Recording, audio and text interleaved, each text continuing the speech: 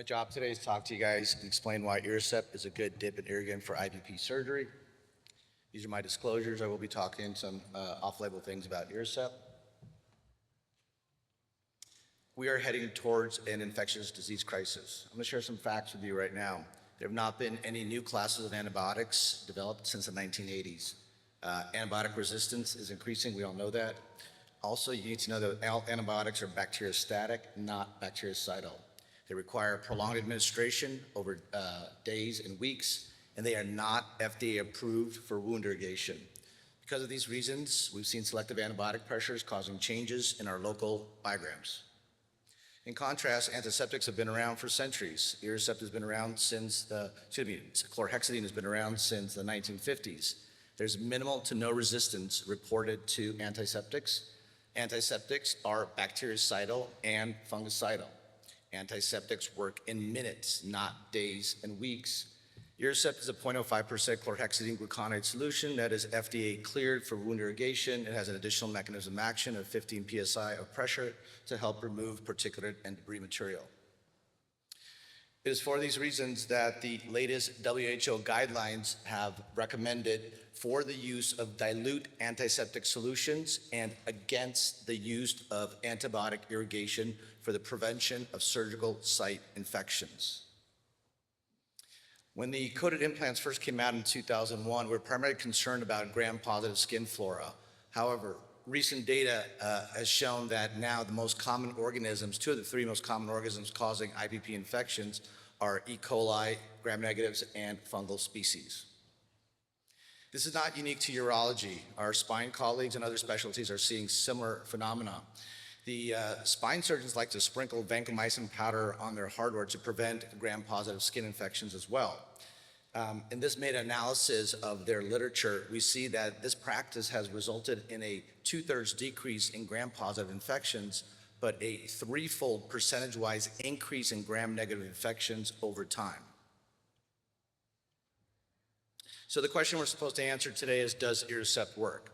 I think in order to have a meaningful discussion on the subject, we really need to bifurcate this into two separate questions. Number one, does Irrisept experimentally kill those microorganisms that we see during penile implant surgery?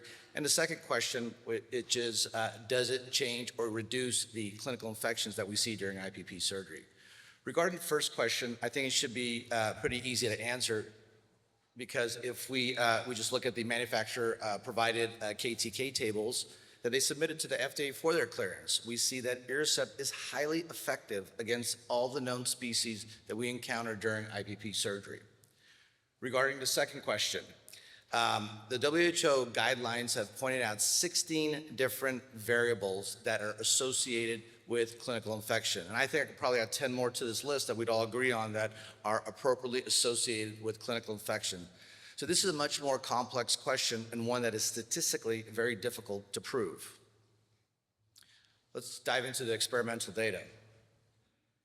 We published the first study on this subject 2 years ago, and we developed a real-world protocol to evaluate this. We took sterile, tightened discs, and we dipped them in for 2 minutes for either Irrisept or sterile water. We then let them dry for 15 minutes, and then we inoculated them with one of 7 different organisms. We let those organisms attach for about 3 minutes, and then we did 3 cycles of irrigation. We then did microbial reduction counting on these discs. As you can see, we looked at the 7 most common organisms across spectrum of bugs that we see in IPP surgery, and we found a 3 to 6 log reduction in all species tested. When we published these results, our colleagues' biggest criticism was, why didn't you guys have an antibiotic control arm? Well, when you're dealing with microbial reduction counting, you don't really need one because you're dealing in absolutes. However, to satisfy our critics, we embarked on a comparative study as well. In the meantime, Simhall et al. Published their experience or their results with a comparative study of Vanc and Gent against Irrisept. This was actually a series of 4 mini experiments. The first experiment was an exploratory study where they looked at a variety of species. And as you can see, Irrisept outperformed Vanc and Gent in most of these species. In fact, the only species in which Vancomycin Gent did better than Irrisept was with meth-sensitive Staph aureus. So, but both substrates had a double-digit zone of inhibition, so we could say that both are effective against meth-sensitive Staph aureus. The authors then took this one bug, MSSA, and did 3 more experiments. And as you can see, they were not able to achieve a 3-log reduction in any of their studies, which would suggest or say that Irrisept is ineffective against MSSA. Our concerns about this publication were submitted as a letter to the editor to the Journal of Sexual Medicine.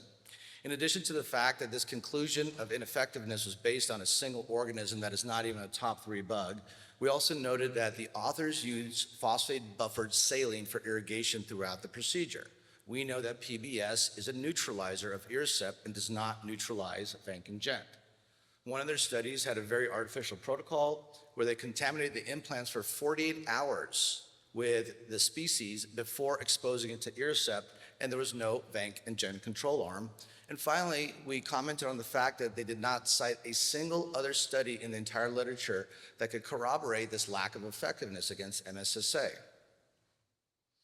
You don't have to look very far. The literature is replete with studies showing how effective Irrisept is against MSSA. So I think what we could say now is we have the first study in our literature that does say that Irrisept does not work against MSSA. We'll be presenting our data from our comparative study at this year's AUA on Monday. We used our previously published protocol, and we looked at a select group of organisms and evaluated Irrisept against Vancomycin Gent. We actually even used the same strain of MSSA that Simhall used to make a direct comparison. Our findings were that both solutions, both substrates, were effective against MSSA and all the bugs tested because both achieved at least a 3-log reduction. But as you can see, Irrisept had a greater log reduction in all species tested. Now, how about the clinical data? Well, we all know that to answer this question, as I told you, is a very complex question, will require a prospective randomized control study. Retrospective studies do not accomplish this, and anecdotal data is even worse. Are there any prospective randomized control studies? The answer is yes.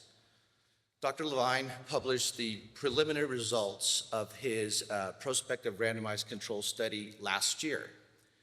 This was a non-inferiority study, and it was powered as such to show these results. They found a single infection in each group, suggesting non-inferiority. I'm happy to say that as of last month, we've completed enrollment with over 200 patients, and the results have not changed. Dr. Helen Burney presented her data from the University of Indiana at last year's SMSNA, and as you can see, in over 415 patients compared to antibiotics, there was no difference in infection rates. Dr. Aaron Lentz from Duke University presented his data last year as well, looking at culture positivity at revision surgery. He found a reduction of culture positivity from 22% down to 9% when they switched over to Irrisept. Dr. Valenzuela and Dr. Carrion published their results using a Irrisept monotherapy for malleable implant salvage. They had 4 patients that which they treated in this manner with 100% success.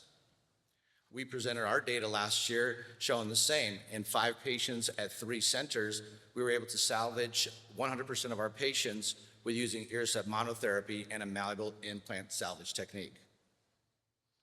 Now, what is there to the contrary? Well, just this month, hot off the press, the Mayo Group published a retrospective series looking at their experience with Irrisept. They compared 377 consecutive patients in which they used solely Irrisept to a historical antibiotic cohort of 320 patients. Sorry, backwards. As you can see, they had 13 infections in the Irrisept group and 0 infections in their antibiotic group. When they stratified the data on multivariate analysis, they found that Irrisept, diabetes, revision surgery, and operative time were all predictive of infection. When they looked at surgeon, when they broke it down by surgeon, they found that one of the surgeons didn't get any infections and the other 2 surgeons developed an infection rate of about 4% each. This is a trend that I've seen around the country. For most people, Irrisept works great, but for some people, it just doesn't. When we look at their granular data of their 13 infections, we see that one of the implants was removed at 6 months for pain with no signs of infection, and they found a single colony of bacillus cultured. Another patient had his implant removed at an outside facility and no cultures were sent. Another patient had his implant removed, no culture, and cultures showed no growth.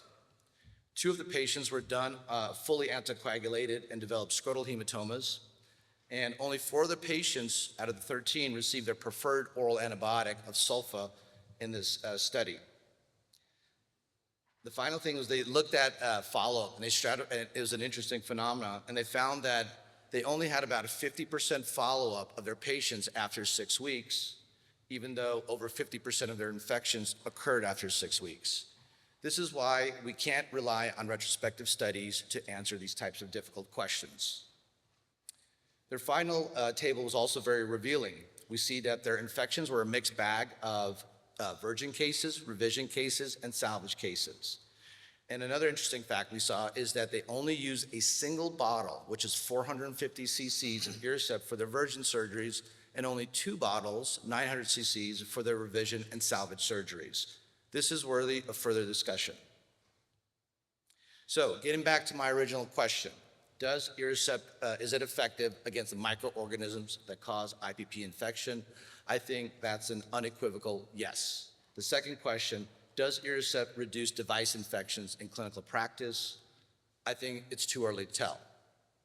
And getting back to my opening statement, we are on a trajectory towards an infectious disease crisis. We're talking about Irrisept today because it just happens to be the most studied antiseptic when it comes to IPP surgeries. And we are seeing more changes in our biograms because we have been bad stewards of antibiotics over the last decades. And instead of correcting course, we are just adding more bumpers and seatbelts to a car heading over a cliff. Thank you.